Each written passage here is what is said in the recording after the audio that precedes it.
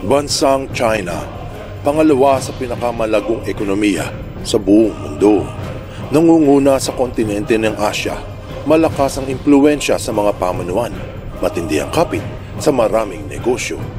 Inuugnay ang yaman ng buong bansa sa kaliwat ng paggawa ng mga nagtataasang gusali na kumikita ng trilyong-trilyong dolyares.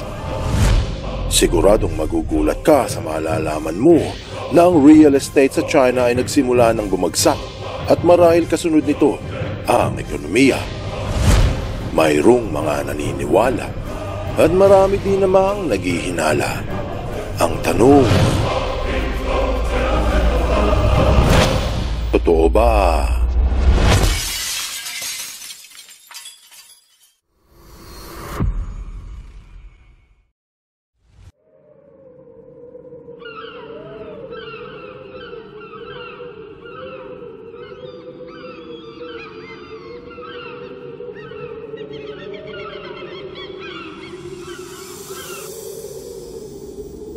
Marami ang nagtataka kung papaano naging maunlad ang bansa. Nagsimula ito nang binuksan ng Partido Komunista ang lupain sa kalakalan. Dinagsa ito ng mga taga-kanluran upang sumali sa pag-asenso. Mga taong 1970s nung nagsimulang makipagkompetensya ang bansa sa malalakas na ekonomiya. Maraming pagawaan ang umusbong sa kung saan-saan, hinikayat ng pamahalaan ng lahat ng mamamayan. Maraming taga-probinsya ang lumuwas upang maghanap ng trabaho. Yung mga skilled worker at professionals ay binigyan ng libreng apartment at tirahan. Minsan 2-bedroom na mayroong maliit na kusina, kubeta at ano-ano pa. Siyempre, naengganyo ang taong bayan. Bibigyan ka na ng trabaho, pati pabahay ay libre. Datapwat nasa pangalan ito ng gobyerno, pwede nilang bilihin kung makakaipon. Dahil noong 1980, mura lang ang mga kondo sa China. Marami ang yumaman at nakapagpundar ng kanya-kanyang mga ari-arian. Naiahon ng mahihirap at halos kalahati ng buong populasyon ay nakakyat sa middle class. Hindi naman maluho, pero hindi naghihirap, katamtaman lang. May mga trabaho, may mga tirahan, at may sapat na pagkain. Makikita mula sa statista noong taong 1980, sa 1 bilyong populasyon sa bansa, sobra lang sa 5 milyon ang naninirahan sa ilang lungsod ng Beijing. Tapos, dumoble ito noong taong 2010 hanggang sa sumunod na taon, 20 milyon ang inilaki. Kumpara sa syudad ng Maynila na halos 2 milyon ang naninirahan noon. Ito ay dahil sa dami ng trabaho nung sumabog ang tinaguriang China brand na kumalat sa buong mundo. Mapasalaruan, sa kagamitan at damit, sa kasangkapan, parte ng electronics, kahit pagkain ay puro gawa ng mga injik. Nagkaroon ng production boom sa bansa at hindi naubusan ng mga trabahador. Pero sa dinami-dami ng mga tao sa syudad, syempre kailangan ng mga nito ng pagkain. Kaya itinaguyod ng pamahalaan ang maraming programa upang tulungan ang mga magsasaka. Daang-daang sasakyan at makinarya gawa sa kanluran ang pinadala sa probinsya. Habang umaasenso ang mga nasa syudad at lungsod, lumaki ang produksyon ng pagkain. Tone-toneladang bigas at gulay ang binabiyahe. Nagkaroon ng agricultural boom. Kumita ang mga sakahan sa pagunlad ng mga pabrika. Balanse ang pag-asenso sa maraming sektor. Sa makatuwid, ang pag-asenso ng isa ay sinusundan ng iba. Nakinabang ang mga taga-probinsya sa pagunlad ng mga taga-syudad. Pero may isa itong malaking problema na kailangang bigyan ng solusyon. Pagpasok ng taong 1990s, nakita ng mga negosyante ang malaking kwarta sa property sector. Siyempre nga naman, ilang milyon ng tao. Ang tanong, saan sila titira? Isa sa mga nakapuna ng oportunidad ay si Hui Kaiyan, ang inchik na nagtatag ng kumpanyang Evergrande noong taong 1997. Ito ang pinakamalaking real estate company sa buong bansa noon.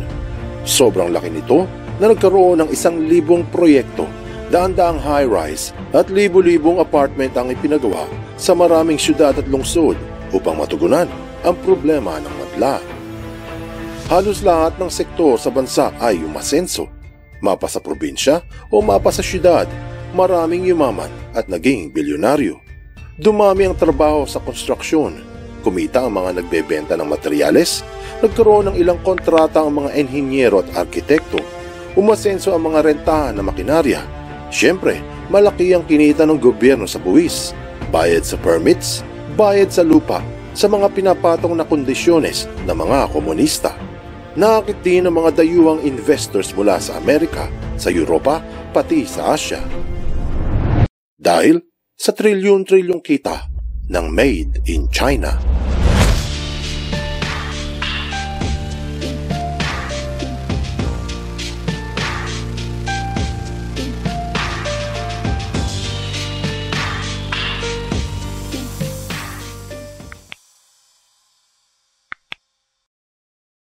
Paano nagsimula ang pagbagsak?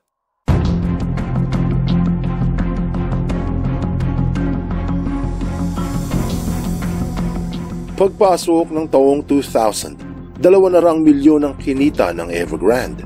Siyempre, yung mga dumikit sa real estate ay nanamasa rin. Siguradong mabubulabog ang iyong pagkatao sa maririnig mo na kung sa Pilipinas ang empleyado ng mga kumpanya sa construction ay mga 4 hanggang 5 milyong katao lang. Sa China, sobra sa 100 milyon. Ganyan kaasenso ang real estate doon. Kaya marami ang gumaya at nagtayo ng kani-kanilang mga firm o mga kumpanya at umutang sa bangko upang magsimula ng kanilang negosyo. Nagusbungan ng mga bagong hardware suppliers, bagong factory franchise, bagong pagawaan, bagong rentahan ng mga makinarya, bagong grupo ng mga arkitekto at enhinyero.